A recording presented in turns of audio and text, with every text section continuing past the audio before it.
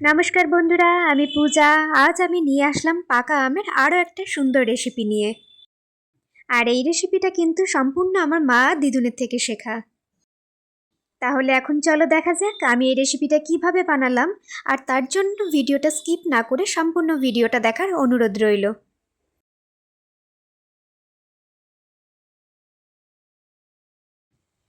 দেখো, প্রথমে এখানে আমি পাকা দুটো হিমসাগর আম নিয়ে নিয়েছি। আর আম দুটো আমি বেশ ভালো করে ধুয়ে নিয়েছি। এবার একটা ছুরির সাহায্যে আমের দুটো সাইড আমি ভালো করে কেটে নেব। আর আমের কালারগুলো যদি সুন্দর হয় তাহলে রেসিপিটি বানানোর সময় তোমাদের কোনো ফুড কালার অ্যাড করতে হবে না। আর আমি এখানে দুটো হিমসাগর আম কিন্তু বেশ লাল দেখে নিয়েছি, যাতে আমার আমখিরের কালারটা বেশ সুন্দর হয়। তো দেখো, এখানে আমার দুটো আম কেটে রেডি করে নেওয়া হয়ে গেছে। এখন আমি একটা চামচের সাহায্যে খোসা থেকে আমটা তুলে মিক্সিং জারের মধ্যে দিয়ে দেব। দেখো, আমি একটা চামচের সাহায্যে আমগুলো ঠিক এইভাবে তুলে নিচ্ছি। আর আমগুলো মিক্সিতে দিয়ে আমি একটা স্মুথ পেস্ট বানিয়ে নেব। আমি কিন্তু এখানে একটা চামচের সাহায্যে খোসা থেকে সব আমগুলো আলাদা করে নিচ্ছি।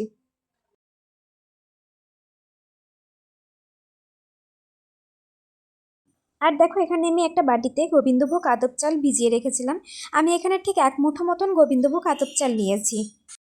আর চালগুলো কিন্তু ভালো করে ধুয়ে নিয়ে 2 ঘন্টার জন্য ভিজিয়ে রেখেছিলাম। আর 2 ঘন্টা বাদে দেখো, ভিজে কিন্তু চালগুলো বেশ নরম হয়ে গেছে। এখন এই চালগুলো আমি একটা ছোট মিক্সিং জারে নিয়ে একটা স্মুথ পেস্ট বানিয়ে নেব। আরে দেখো, এখানে আমার চালটা বাটা হয়ে গেছে। এবার আমি একটা ছোট বাটিতে চালটা ঢেলে নিলাম। আর তার সঙ্গে সঙ্গে কিন্তু আমের পেস্টটা আমার রেডি হয়ে গেছে। এটা আমি একটা বাটিতে ঢেলে নিলাম।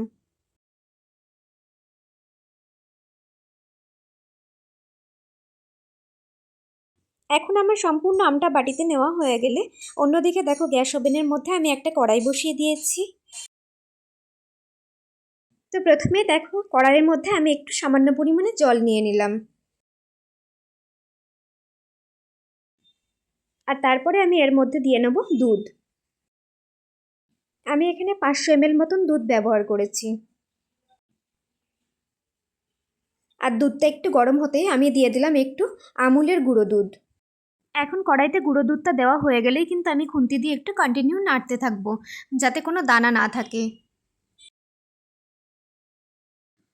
এরপরে আমি এর মধ্যে দিয়ে দেবো দুটো ছোট এলাচ। আর দিয়ে দেবো অল্প একটু চিনি। আর এখন দেখো, এই পর্যায়ে দুধটা বেশ ভালো করে ফুটে আসলে আমি এর মধ্যে দিয়ে দেবো আগে থেকে বেটে রাখা গোবিন্দভোগ চালটা। তো এটা দিয়েও কিন্তু একটু খুন্তি দিয়ে বেশ ভালো করে কন্টিনিউ নাড়তে থাকতে হবে, না হলে কিন্তু চালটা গরমে পড়লে বেশ শক্ত শক্ত দানা দানা হয়ে যায়। এখন দেখো, এই পর্যায়ে দুধটা আরেকটু জাল দেওয়া হয়ে গেলে এবার এর মধ্যে দিয়ে দেবো আমি আগে থেকে পেস্ট করে রাখা আমটা। আমি এখানে সমস্ত আমটা দিয়ে দিলাম। তারপরে আমি এটা খুন্তি দিয়ে ভালো করে নেড়ে নেব। এই আমটার গোবিন্দভোগ চালটা দেওয়ার পরেই কিন্তু দুধটা বেশ ঘন হয়ে এসেছে। এখন কিন্তু গ্যাসের আঁচটা বাড়িয়ে দিয়ে 10-15 মিনিট কিন্তু কন্টিনিউ নাড়তে থাকতে হবে। এই গরমকালে তো আমরা আম খেতে ভীষণ পছন্দ করি। আর একবার এই আম দিয়ে আমখিরটা বানিয়ে দেখো তোমরা বাড়িতে, ভীষণ টেস্টি হয় খেতে। বাচ্চা থেকে বড় সবার কিন্তু ভীষণ পছন্দের একটা খাবার। আর দেখো, দুধটা জাল দিতে দিতে কিন্তু বেশ ঘন হয়ে আসছে আস্তে আস্তে। আর আমি কিন্তু এখানে কোনো ফুড কালার ইউজ করিনি, তাও দেখো কালারটা কত সুন্দর হয়েছে। এবার এটা যখন ঠান্ডা হয়ে যাবে তখন কিন্তু কালারটা আরও সুন্দর হবে। দেখো, আমার ক্ষীরটা কিন্তু প্রায় ঘন হয়েই এসেছে। আমি এই পর্যায়ে গ্যাসের ফ্লেমটা অফ করে দেবো। ঠান্ডা হলে কিন্তু এটা আরও জমে যাবে। তারপরে দেখো, আমি এখানে অন্য পাত্রে একটা আমক্ষীরটা ঢেলে নিয়েছি।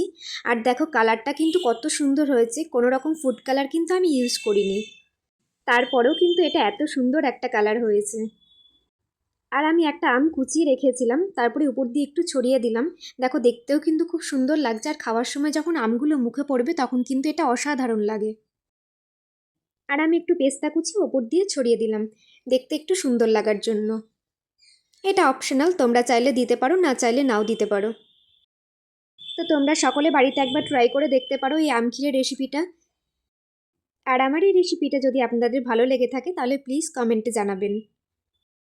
আর আমার এই চ্যানেলে নতুন নতুন ভিডিও পাওয়ার জন্য চ্যানেলটি সাবস্ক্রাইব করার অনুরোধ রইল।